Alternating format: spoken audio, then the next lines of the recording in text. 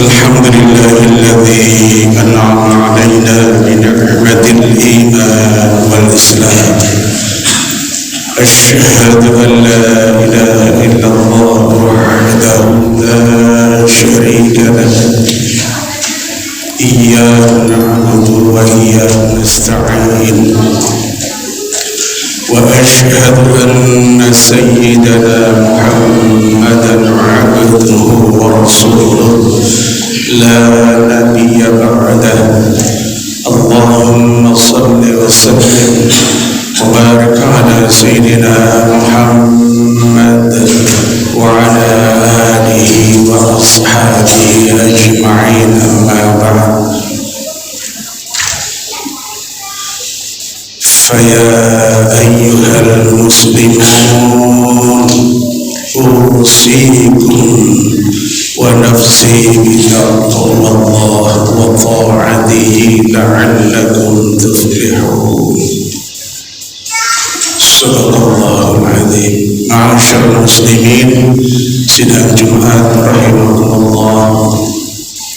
Alhamdulillah, sampai dengan Jumat siang hari ini tanggal 6 Juni tahun 2005 atau bertepatan dengan tanggal 10 Dzulhijjah, hari raya Kurban ini kita semua oleh Allah masih diberikan panjang umur, sehat jasmaniah dan rohaniah kita, sehingga dengan pertolongan Allah, dengan kudrat dan iradat Allah, pada Jumat siang hari ini dapat melangkahkan kaki kita menuju ke tempat ibadah untuk melaksanakan ibadah salat Jumat di Masjid Al-Ukhuwah ini.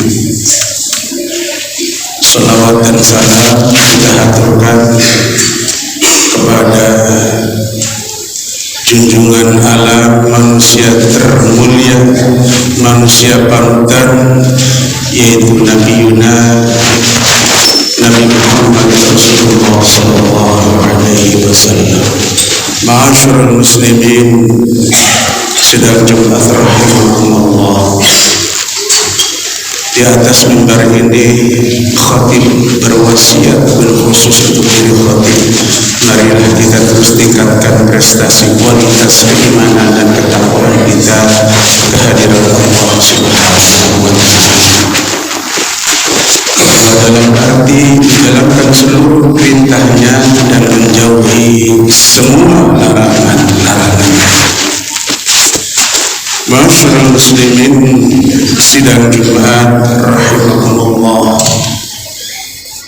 Judul khutbah pada kesempatan Jumat siang hari ini ada 4 panggilan Allah yang istimewa. Apa saja 4 panggilan Allah yang istimewa buat kita, khususnya umat Islam? Yang pertama, panggilan istimewa itu berupa panggilan azan, panggilan untuk melaksanakan sholat berjamaah di masjid ataupun di musola. Yang memanggil muadzin, tapi hakikatnya panggilan itu adalah panggilan Allah, dipanggil untuk melaksanakan sholat berjamaah. Yang azan siapapun orangnya, kalau dia muslim, pada Jumat azan 5 waktu dia harus muslimah. Itu adalah hakikatnya Allah yang memanggil kita untuk datang menuju ke masjid sholat berjamaah. Ma'asyiral muslimin, sidang Jumat rahimakumullah. Panggilan sholat berjamaah termasuk panggilan yang istimewa, karena Allah yang manggil. kita bisa hadir ke masjid melaksanakan salat berjamaah, maka ganjaran yang Allah berikan kepada orang yang ikhlas tulus berharap keridhaan Allah, salat berjamaah ke masjid Allah berikan. Salat berjamaah afdalul salat fardhu sab'i wa 20 sabda barang siapa yang melakukan salat berjamaah di masjid ataupun di musholla, ganjaran pahala yang Allah berikan 27 kali. Kalau kita akan sehat akal di hadapan Allah, bukan sehat akal, tapi dihadapkan dengan urusan ibadah selalu ngambek. Makanya kalau akal kita benar-benar sehat di hadapan Allah, pasti pilih yang 27, tidak akan pilih yang satu. Masyaallah muslimin sidang Jumat rahimahumullah, memang berjamaah ini tidak mudah. Yang lagi nganggur pun berat, apalagi yang pekerjaannya berat. Masyaallah muslimin sidang Jumat rahimahumullah, yang pertama panggilan Allah berupa azan untuk melaksanakan salat berjamaah. Kemudian panggilan berikutnya yang kedua yang istimewa, yaitu panggilan kewajiban untuk berhaji ke tanah suci. Ada sebuah hadis Nabi dari Abu Hurairah, qala Rasulullah sallallahu alaihi wasallam, ya ayyuhan nas inna Allaha kataba alaikumul hajj. Wahai manusia, sesungguhnya Allah telah mewajibkan atas kita untuk berhaji. Haji ini wajib bagi orang yang telah diberikan kemampuan oleh Allah. Kalau yang tidak mampu tidak diwajibkan. Jadi ada syarat wajibnya. Kalau sudah mampu tidak mau berhaji, tapi jalan-jalan ke luar negeri bisa. Ini ada ancaman dari Allah melalui sabda Nabi-Nya, man kana lahu sa'ah, barang siapa diberikan kuasa rezeki, falam yahuj, kemudian dia tidak mau berhaji, ya, disuruh pilih mati secara Nasrani atau Yahudi. Wa in kana Nasraniyan atau Yahudiyan. Sementara kita agamanya Islam, karena tidak mau berhaji, gara-gara malas berhaji, ya sudah, silakan tinggal pilih mau mati Nasrani atau Yahudi. Sekarang haji itu sudah lebih canggih, ya. Buku tuntunannya, panduannya ada, mutawifnya ada, ya, mutawif pembimbing, tinggal belajar. Bahkan diberikan kemudahan kalau memang nggak bisa sama sekali buta huruf, ya sudah baca tuh Rabbana atina fid dunya hasanah ketika muterin Ka'bah tuh tawaf. Jangan blank, jangan kosong hati kita, ingat Allah. Dipermudah. Masyaallah muslimin sidang Jumat rahimahumullah. Kemudian ya, sekarang ini datang perintah berkurban. Memang berkurban itu sunnah, sunnah yang sangat dikuatkan. Ya, dulu disyariatkan oleh Nabi Allah Ibrahim, diteruskan oleh baginda Nabi besar Muhammad sallallahu alaihi wasallam, diteruskan syariat ini. Dulu Nabi Ibrahim diminta putranya yaitu Nabi Ismail untuk diperintah oleh Allah suruh dipotong. Bisa dibayangkan kalau Nabi Ibrahim diminta anaknya untuk dipotong. Kalau kita bukan diminta hartanya untuk dipotong, sebagian hartanya. Hari ini Allah minta daging, bukan minta beras. Kalau Idul Fitri minta beras, zakat fitrah. Untuk saat sekarang ini Idul Adha sampai hari Tasyrik, ya, masih ada 3 hari lagi, Sabtu, Minggu sampai Senin. Terakhir hari Senin sampai batasnya asar. Boleh, masih ada waktu lagi. Selain hari ini berkurban boleh besok, dan besoknya lagi sampai hari Senin. Ma'asyiral muslimin sidang Jumat rahimahullah. Itu yang kedua, panggilan untuk berhaji. Ya, bagi yang banyak duitnya sudah mampu, segera daftar, segera berhaji. Panggilan istimewa berikutnya yang ketiga, panggilan berjihad di jalan Allah. Kita semua manusia punya kewajiban untuk berjihad di jalan Allah.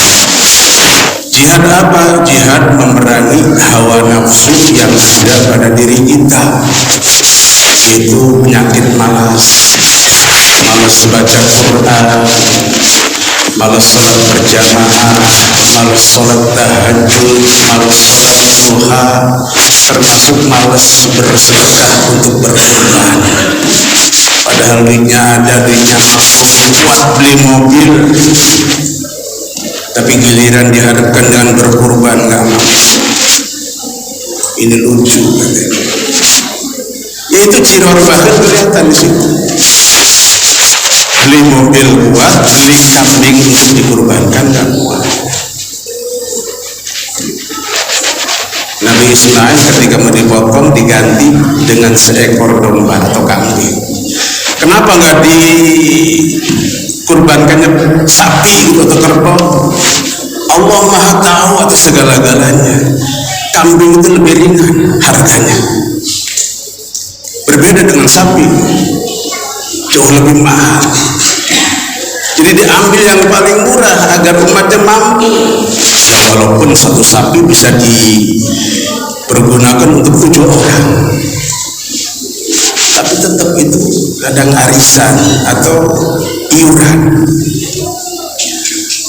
Ma'asyiral muslimin sidang Jumat rahimakumullah, berjihad sampai kapan? Sampai akhir hayat hidup kita.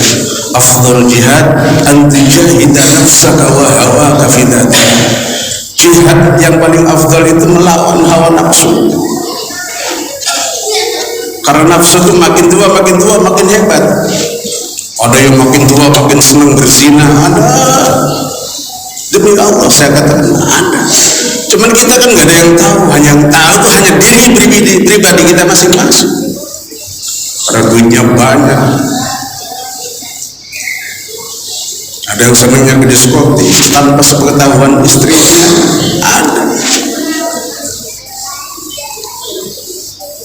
Ma'asyiral muslimin sidang Jumat rahimahullah. Itulah jihad. Dan yang terakhir, panggilan yang istimewa, yaitu panggilan dari Allah berupa kematian. Mau tidak mau, siap atau siap, kematian itu pasti ada.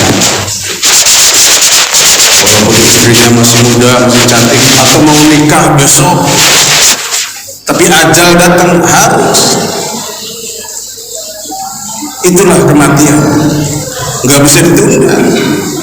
Nanti dulu ya Allah saya mau nikah besok, nanti dulu ya Allah besok saya mau dilantik, mau jadi kepala bagian atau apa,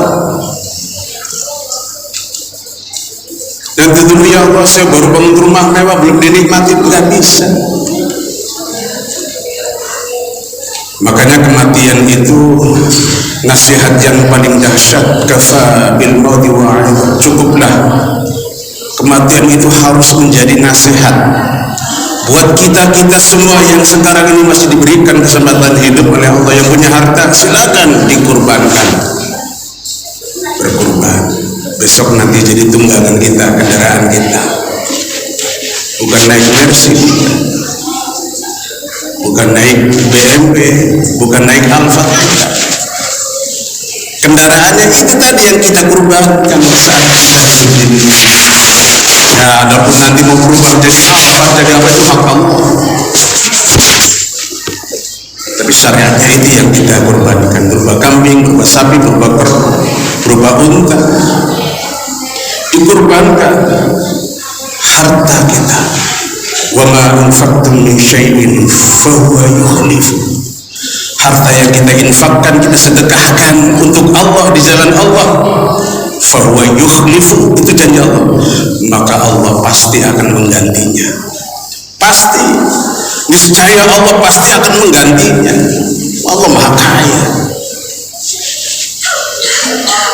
Maha memberikan segala-galanya, bikin langit, bikin bumi, langit yang tanpa tiang pun bisa berdiri tegak. Kekayaannya Allah tidak pernah ada habis-habisnya. Nikmat yang Allah berikan kepada kita sudah enggak terhitung, demi Allah enggak akan bisa terhitung. Mata bisa berkedip, nafas keluar masuk, tidak pernah dimintain bayaran oleh Allah. Makanya Al-Quran berfirman, wa in ta'uddu ni'matallahi la tuhsuha. Kalau mau hitung-hitungan nikmat tidak akan bisa terhitung. Cuman kitanya aja yang sering lupa atas nikmat Allah itu. Nikmat bisa tidur, nikmat bisa berjalan, nikmat bisa melihat, nikmat makan bisa enak. Itu ada nikmat yang Allah titipkan kepada kita. Mana bukti rasa syukur kita kepada Allah?